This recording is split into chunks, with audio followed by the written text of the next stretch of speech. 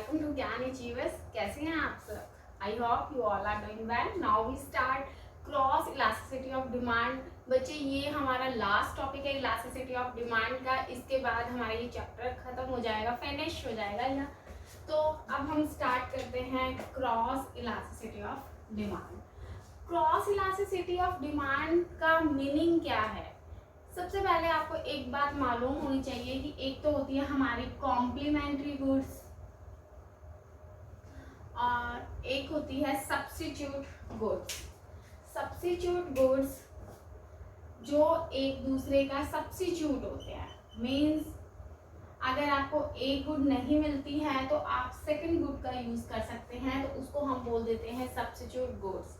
For example T and coffee. Tea coffee ले सकते हो, आप टूथपेस्ट ले सकते हो कि अगर आपको पेप्सोडेंट नहीं मिलता तो आप कॉलगेट यूज कर सकते हो। ठीक है, तो ये चीज क्या होती है, सब्स्टिट्यूट गुड्स होती हैं। मीन्स अगर टी के कोई भी चेंज आता है, अगर आपको टी गुड्स रिसीव नहीं हो पा रही है तो आप कॉफी से अपनी सेटिस्फेक्शन को फुलफिल कर सकते हो। क्लियर है? तो what is substitute goods. Now one complementary goods. Complementary goods होती है वो गुड जो एक दूसरे को कंप्लीट करती है, that is known as complementary goods. For example marker and ink. बच्चे मार्कर है, अगर मार्कर में इंक ही नहीं है तो वो मार्कर यूज ही नहीं हो सकता है। इसलिए मैं आपको कह रही हूँ कि जो एक दूसरे को कंप्लीट करते हैं, इंक के बिना मार्कर की कोई नीड नहीं है, मार्कर के बिना इंक की कोई नीड नहीं है। तो इसलिए जो एक दूसरे को कंप्लीट करते हैं that is known as complementary goods. Clear हो गया आपको? अब आप क्या कहते हो कि किसी गुड एक्स के प्राइस के चेंज होने से, किसी गुड के प्राइस में चेंज होने से वाई गुड्स की क्वांटिटी पे क्या रिस्पॉन्स आता है, उसको हम बोल देते हैं cross elasticity of demand. Clear हुआ? मीन्स आपको मैं बोलती हूँ टी के प्राइसेस में चेंज आ गया, टी के प्राइसेस में चेंज आने से कॉफी की डिमांड में जो चेंज आया है उस रिलेशन को, उस डिमांड की क्वांटिटी डिमांड, जो कॉफी की क्वांटिटी डिमांड में जो चेंज आया है उसको मेजर करने के लिए हम यूज कर लेते हैं cross elasticity of demand. Clear हो गया आपको? तो अब क्रॉस इलास्टिसिटी ऑफ डिमांड का एक सिंपल मीनिंग है, it measures the responsiveness, it measures the responsiveness की क्या रिजल्ट आता है of quantity demand of a good.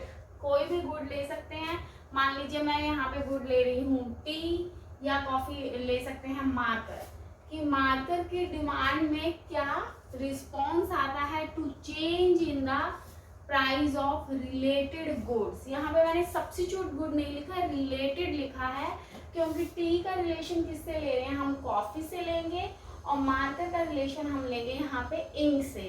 तो कॉफी के या इंक के प्राइस में चेंज आने से, चेंज इन द प्राइस किसके, रिलेटेड गुड्स, मीन्स यहाँ पे इंक के प्राइस में चेंज आने से या कॉफी के प्राइस में चेंज आने से जो इफेक्ट पड़ रहा है मार्कर की डिमांड में और टी की डिमांड में, उसको हम बोल देते हैं cross elasticity of demand. Clear हो गया आपको? तो अब क्रॉस इलास्टिसिटी ऑफ डिमांड का पॉइंट फाइनल क्लियर है। नेक्स्ट वन, अब हम यहाँ पे करते हैं पॉजिटिव और नेगेटिव। बच्चे सब्स्टिट्यूट गुड्स जो होते हैं, सब्स्टिट्यूट गुड्स के प्राइस, सब्स्टिट्यूट जो है उसमें हमेशा रिलेशन क्या बनेगा, पॉजिटिव बनेगा, क्योंकि टी के प्राइसेस में चेंज आने से कॉफी के डिमांड जो है उसमें सेम डायरेक्शन में चेंज आएगा। ठीक है, अगर टी के प्राइसेस इंक्रीज हो गए तो कॉफी की डिमांड क्या हो जाएगी, इंक्रीज हो जाएगी। तो इसलिए हम इसका रिस्पॉन्स क्या लेते हैं, हमेशा पॉजिटिव लेके चलते हैं। जबकि कॉम्प्लीमेंट्री गुड्स के अंदर आप कॉम्प्लीमेंट्री गुड्स में रिलेशन हमेशा क्रॉस इलास्टिसिटी ऑफ डिमांड का नेगेटिव होता है।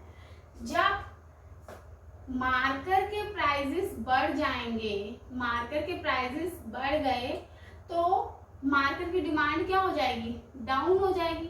मार्कर की डिमांड डाउन होगी तो इंक की डिमांड भी क्या हो जाएगी, डाउन हो जाएगी। ठीक है, तो इट मीन्स हम किसका रिलेशन चेक करें, मार्कर का और इंक का। मार्कर के प्राइजेस इंक्रीज हुए तो इंक की डिमांड क्या हो गई है, डिक्रीज हो गई। इट मीन्स ये अपोजिट डायरेक्शन में इफेक्ट डाल रहे हैं, इसलिए हम इसको बोल देते हैं नेगेटिव। ठीक है, नेगेटिव रिलेशन है। जबकि कॉम्प्लीमेंट्री गुड्स के अंदर टी के प्राइजेस इंक्रीज हो रहे हैं तो कॉफी की डिमांड इंक्रीज हो रही है। तो यहाँ पे हम सेम डायरेक्शन के अंदर लेके चल रहे हैं, इसलिए सेम डायरेक्शन में जो चेंज होते हैं उनको हम बोल देते हैं पॉजिटिव। क्लियर हो गया बच्चे आपको? अब यहाँ पे हम फिर फॉर्मूला करते हैं। फॉर्मूला वही सेम परसेंटेज मेथड के बेस पे लेके चलेंगे। परसेंटेज मेथड में हमने एक सेम कमोडिटी के प्राइस और कॉफी डिमांड को रिलेशन को चेक किया था। इनकम के अंदर हमने डिमांड और इनकम के रिलेशन को चेक किया था, बट क्रॉस में हम क्या करेंगे, रिलेटेड गुड्स के प्राइस और डिमांड के रिलेशन को चेक करेंगे। Let's start. Cross elasticity of demand. Cross elasticity of demand का फॉर्मूला क्या है, percentage change in quantity demand of X commodity upon में percentage change in price of Y commodity. Clear है आपको कि एक्स कमोडिटी की demand में percentage change से वाई कमोडिटी के प्राइस में क्या परसेंटेज चेंज आता है, उसको हम बोल देते हैं क्रॉस इलास्टिसिटी ऑफ डिमांड। अब बच्चे परसेंटेज हमने साइड करना, तो हम क्या करेंगे, यहाँ पे चेंज इन क्वांटिटी डिमांड लिख दें। Change in quantity demand of X commodity upon में क्या लिखेंगे, यहाँ पे initial demand of X commodity upon में change in price of Y. यहाँ पे मैंने वाई कमोडिटी, यहाँ पे एक्स एक्स लिखा है बट यहाँ पे हम वाई कमोडिटी लेके चल रहे हैं, क्यों, क्योंकि यहाँ पे रिलेटेड गुड्स को हम मेजर कर रहे हैं। अपॉन में initial price of Y commodity, into में 100 कर दीजिएगा, इनटू में 100 कर दीजिएगा, 100 से 100 कैंसिल हो जाएगा। अब हम यहाँ पे क्या करते हैं, चेंज इन क्वांटिटी डिमांड, इसको कैसे करेंगे, quantity demand Q1 minus Q, ठीक है, अपॉन में Q, ये सब क्या है, एक्स कमोडिटी के लेके चल रहे हैं हम। अपॉन में चेंज इन प्राइस, तो P1 of X commodity minus P of X commodity upon में initial price of X commodity. Clear है बच्चे? अब Q1 माइनस Q एक्स, इसको क्या कर सकते हैं इकोनॉमिक्स लैंग्वेज में, डेल्टा का साइन, इसका मतलब ही क्या होता है, चेंज। तो change of quantity of X commodity upon में Q ऑफ एक्स लेके चलेंगे, अपॉन में P1x माइनस Px, इसको क्या लिख देते हैं हम, चेंज इन प्राइस ऑफ, यहाँ पे बच्चे y लेना था, y कमोडिटी है ना, रिलेटेड गुड्स हैं, price of y commodity upon में initial price of y commodity. अब इसको डिवाइड में इधर लाके मल्टीप्लिकेशन में कर दीजिएगा, change in quantity of x commodity upon में quantity of x commodity into में price of y commodity upon में change in price of y commodity. अब वही है, जो चेंज वाले साइन है वो वन साइड ले लो और अदर एक साइड में ले लो, तो price of y commodity upon में quantity of x commodity into में change in quantity of x commodity into में अपॉन में change into price of y commodity. This is our formula, ये हमारा फाइनल फॉर्मूला बन चुका है। तो ये है हमारा फॉर्मूला। क्लियर हो गया स्टूडेंट्स? आपको समझ आ गया? Yes, okay. अब हम एक एग्जांपल लेके चलते हैं यहाँ पे।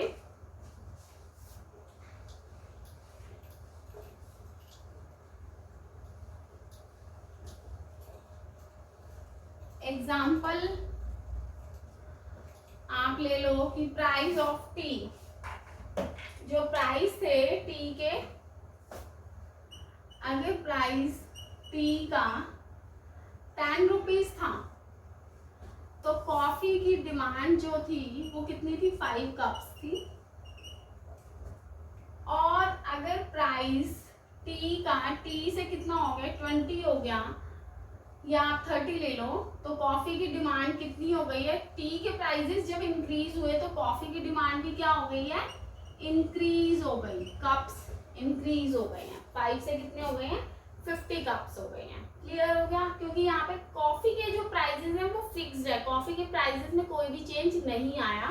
तो इसके अंदर फॉर्मूला क्या था हमारा, फॉर्मूला हमने किया था price of Y commodity upon में quantity of X commodity into में change in quantity of X commodity into में change in price of X commodity. Clear है, यहाँ पे price of Y, quantity of Y.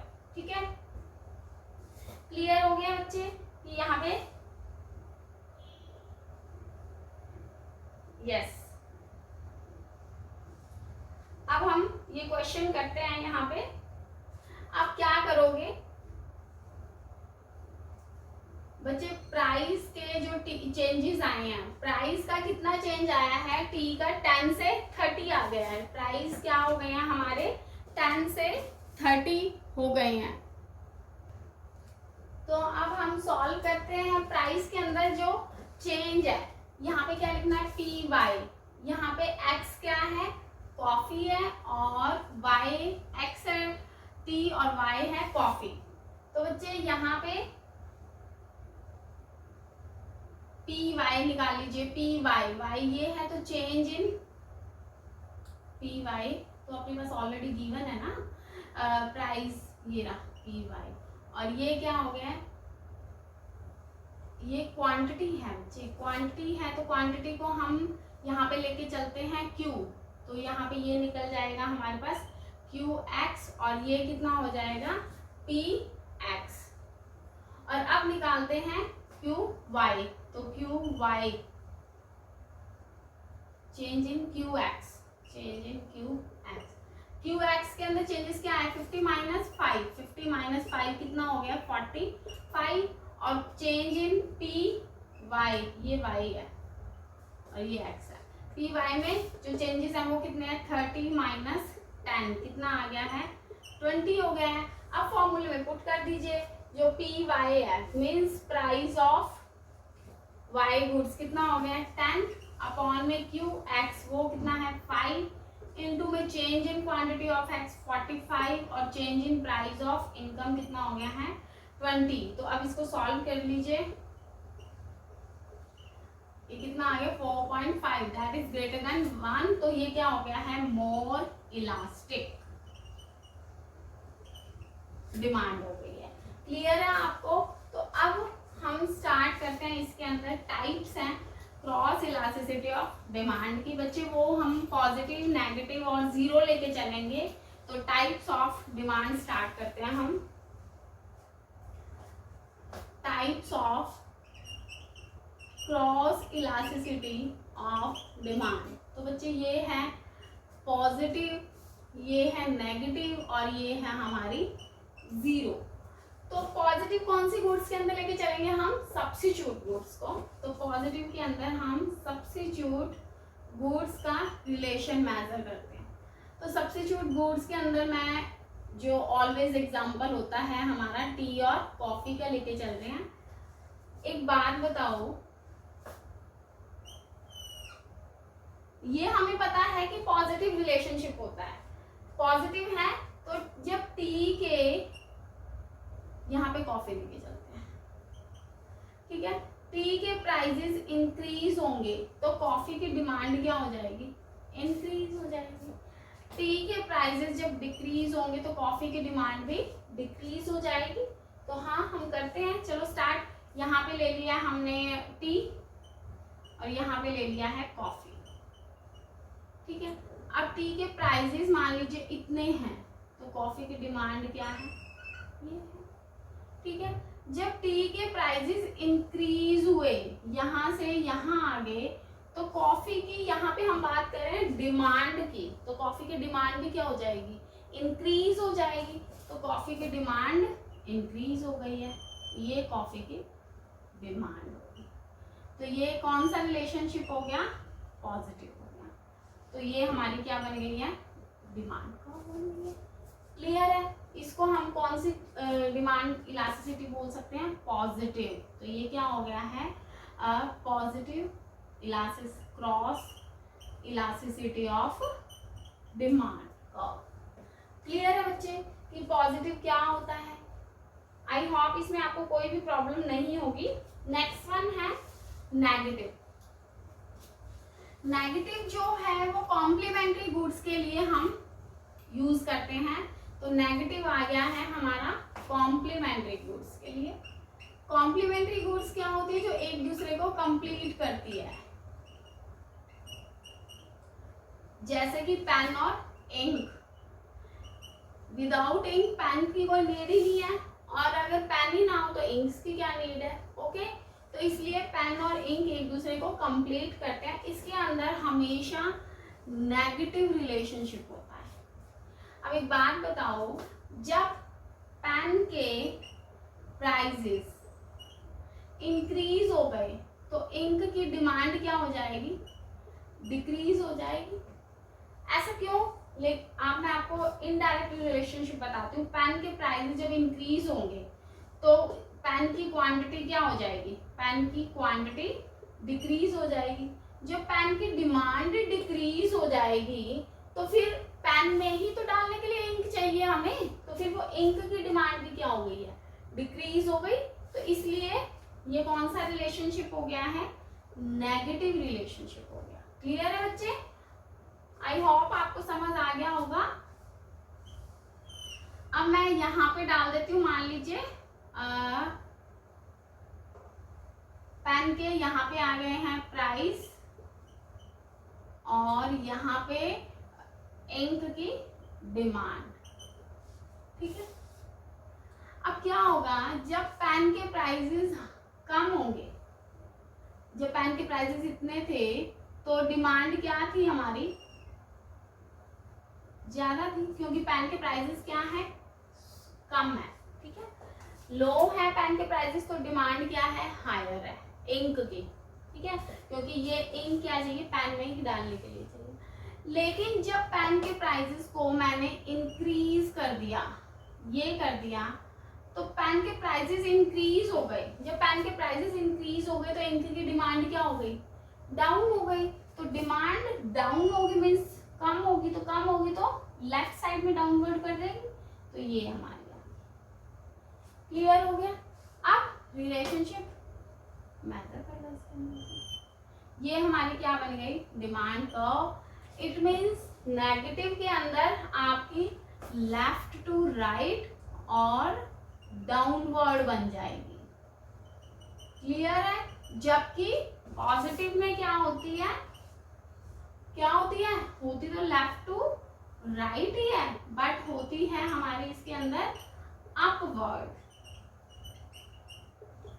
Clear है, तो इसको हम क्या बोल देंगे, ये हमारी cross elasticity of demand curve हो गई है, लेफ्ट टू राइट और डाउनवर्ड हो गई। ये हमने किसमें की है, कॉम्प्लीमेंट्री गुड्स के अंदर किया है। एंड लास्ट वन है zero elasticity of demand, zero cross elasticity of demand. बच्चे zero cross elasticity of demand होता है कि जब टू गुड्स एक दूसरे से रिलेटेड ही नहीं है तो उसको हम बोल देते हैं zero cross elasticity of demand. For example मैं यहाँ पे रिलेशनशिप चेक करती हूँ मार्कर का और क्लोथ्स का, ठीक है, शूज का और बीट का। तो बच्चे मार्कर और क्लोथ्स में क्या कोई रिलेशनशिप है, नो। क्या शूज में और बीट में कोई रिलेशनशिप है, नो। जब कोई रिलेशनशिप ही नहीं है तो हम इसके अंदर इलास्टिसिटी को कैसे मेजर कर सकते हैं, तो फिर हम इलास्टिसिटी को मेजर नहीं कर सकते तो ये क्या बन जाएगी हमारी zero cross elasticity of demand. So simple, clear हो गया आपको? तो यही थे हमारी cross elasticity of demand. Cross elasticity of demand के अंदर हमने सबसे पहले किया है मीनिंग, उसके बाद हमने फॉर्मूला को एक्सप्लेन किया है, नेक्स्ट वन फिर टाइप्स किए हैं कि पॉजिटिव हो सकता है, नेगेटिव हो सकता है या जीरो हो सकता है। तो आज की क्लास हम यही ओवर करते हैं। अब हम मिलते हैं नेक्स्ट क्लास में। और प्लीज आप मुझे कमेंट बॉक्स के अंदर मैसेज कीजिए कि आपको ये पॉइंट्स क्लियर हो रहे हैं या नहीं, ठीक है? अगर कहीं भी कोई भी इशू आता है तो प्लीज आप मुझे मैसेज कीजिए, मैं और ज़्यादा इसको इम्प्रूव करने की कोशिश करूंगी according to you. Thank you so much. Have a nice day and God bless you. Please like, subscribe and share my channel. Thank you.